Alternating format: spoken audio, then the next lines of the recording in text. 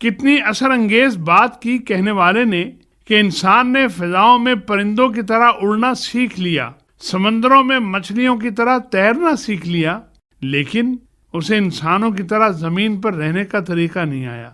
سچی بات ہے، کرۂ ارضی کے آباد خطوں کا جائزہ لیجئے، ہر طرف ایک کوہرام برپا ہے۔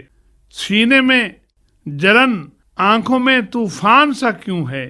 اس شہر میں ہر شخص پریشان سا کیوں ہے؟ ہوا و ہوس نے اپنے جیسے انسانوں کے گلے میں توق غلامی ڈالنے کی خواہش ارذل نے اور وسائل حیات پر قبضے کی آرزو نے زمین میں حیات انسانی کی نمو کے آگے ایک بڑا بند باندھ دیا ہے۔ حالات کی سنگینی میں اس قدر اضافہ ہو چکا ہے کہ گرہ کشا شہ دماغ مسائل کے سلجھاؤ کے لیے ٹامک ٹوئیاں مار رہے ہیں، لیکن عصر حاضر کے الجھاؤ اس قدر زیادہ ہیں کہ سراغ منزل فکری دھندلکوں میں گم ہو چکا ہے۔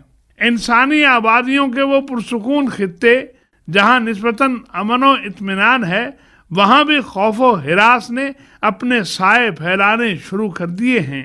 انسان نے اپنی اجتماعی تباہی و بربادی کے لیے بڑی محنت سے، بڑے تمطراق سے اسلحہ خانوں کو بھر لیا ہے، اور طرفہ تماشا یہ ہے کہ یہ سلسلہ ہنوز زور و شور سے جاری ہے، بلکہ روز افزوں ہے۔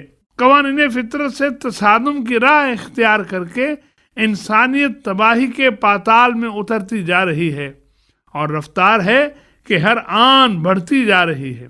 قرآن مجید کے الفاظ صفحہ حیات پر منظر کی طرح دکھائی دے رہے ہیں۔ اعوذ باللہ من الشیطان الرجیم، لقد خلقنا الانسان فی احسن تقویم ثم رددناہ اسفل سافلین۔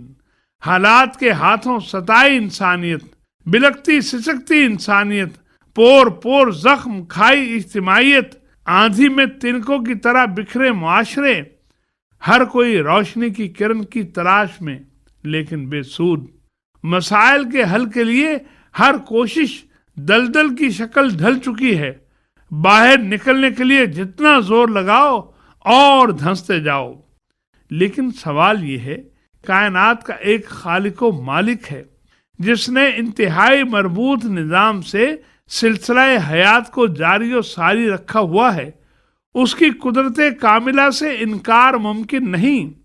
بے شک وہ علی کل شیء قدیر اپنے بندوں پر بڑا مہربان ہے، رؤوف و رحیم ہے، وہ رب کریم ہے۔ اس نے اپنے اوپر رحمت کو لکھ رکھا ہے، کتب علی نفسہ الرحمہ۔ تو پھر کیا وہ اپنے بندوں کی حالت زار سے لا علم ہے؟ وہ تو علیم و خبیر ہے، نہایت باریک بھی ہے۔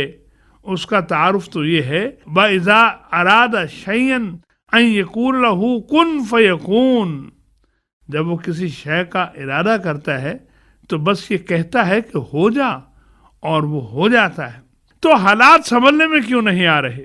یہ نظام مادر پدر آزاد تو نہیں ہے۔ خیالات کے اس گورکھ دھندے سے نکلنے کے لیے کتاب ہدایت رہنمائی فراہم کرتی ہے۔ پہلی بات تو یہ ہے کہ انسان اپنے آپ کو رب کا پابند محسوس کرے اور یہ سمجھے کہ میرا ایک حاکم ہے، وہی میرا خالق و مالک ہے، اور ہم تمام انسانوں کو اس کے احکامات کو تسلیم کرنا چاہیے۔ وَإِلَٰهُكُمْ إِلَٰهٌ وَاحِدٌ۔ خالق و مالک کائنات سے زیادہ کون جانتا ہے کہ انسانی مسائل کا حل کیا ہے؟ چنانچہ اس نے ہر زمانے، ہر قوم میں ہادیان عالم بھیجے۔ وَجَعَلْنَا لِكُلِّ قَوْمٍ ہاد۔ انبیاء و مرسلین کا یہ سلسلہ جاری ہی اس لیے ہوا کہ انسانوں کو دنیاوی راحت اور اخروی فلاح کا راستہ دکھایا جائے، وہ طرز حیات فراہم کیا جائے جسے اختیار کرنے سے حیات انسانی مرتب اور مضبوط ہو کر ابدی کامیابی کی راہ پر چل سکتی ہو۔ اصولوں کے اسی مجموعے کا نام اسلام رکھا گیا۔ چنانچہ آدم علیہ السلام سے لے کر عیسیٰ علیہ السلام تک تمام سالار قافلہ انسانیت اسی دین کے علمبردار رہے۔ ان الدین عند اللہ الاسلام۔ سب سے آخر میں قیامت تک کے لیے محمد رسول اللہ صلی اللہ علیہ وآلہ وسلم کو اس پیغام کی کامل ترین صورت کے ساتھ، آپ صلی اللہ علیہ وآلہ وسلم کی اعلیٰ ترین ذات کے ساتھ مبعوث فرمایا گیا۔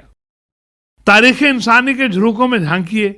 آپ صلی اللہ علیہ وآلہ وسلم کی بعثت سے پہلے انسانیت بالکل اسی طرح صعوبتوں کے کوہ گراں تلے دبی ہوئی تھی اور لگ رہا تھا کہ حیات انسانی کا چراغ دم آخر ہے. لیکن پھر ایک انقلاب برپا ہو گیا. اس طرز حیات یعنی اسلام کو قبول کرنے والے ہی نہیں بلکہ تمام انسانیت صدیوں ان سنہری اصولوں سے مستفید ہوتی رہی. لیکن جب ان اصولوں کے پیروکار غفلت کا شکار ہوئے تو حالت پہلے کی طرح بدتر ہوتی چلی گئی. سوال یہ پیدا ہو سکتا ہے کہ اب تو اسلام موجود ہے تو پھر یہ رسوائی انسانیت کیوں؟ تو عرض ہے کہ رسول رحمت صلی اللہ علیہ وآلہ وسلم کی بعثت سے پہلے تورات موجود تھی. انجیل سے راہ تلاش کرنے والے بکثرت موجود تھے.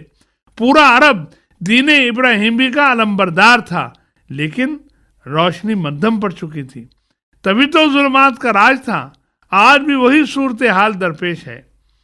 ان نئے اندھیروں اور جاہلیت جدیدہ سے نجات کے لیے وہی راستہ اختیار کرنا ہوگا جس پر 14 صدیوں پہلے قافلہ انسانیت زیادہ پیما ہوا تھا. سیاست، معیشت اور معاشرت کے وہی جاں فضا اصول و ضوابط حقیقی معنوں میں نافذ کرنے کی ضرورت ہے جس سے غافل غفلت سے بیدار ہو جائیں گے، مظلوموں کو ظلم سے نجات ملے گی، گردش دولت کا چلن عام ہوگا اور چند افراد و اقوام اس پر قابض نہیں رہیں گے. خدا خوفی اور للہیت انسان کو انسان بننے میں مدد دیتے ہیں، اور اگر صلاحیت غور و فکر انسانی ہدایت قرآن سے جلا پائے تو رحمت طوفان در طوفان امن کر آئے گی، جس کے متعلق اقبال نے کہا تھا: خدا تجھے کسی طوفان سے آشنا کر دے کہ تیرے بحر کی موجوں میں اضطراب نہیں. تجھے کتاب سے ممکن نہیں فراغ کہ تو کتاب خواں ہے مگر صاحب کتاب نہیں.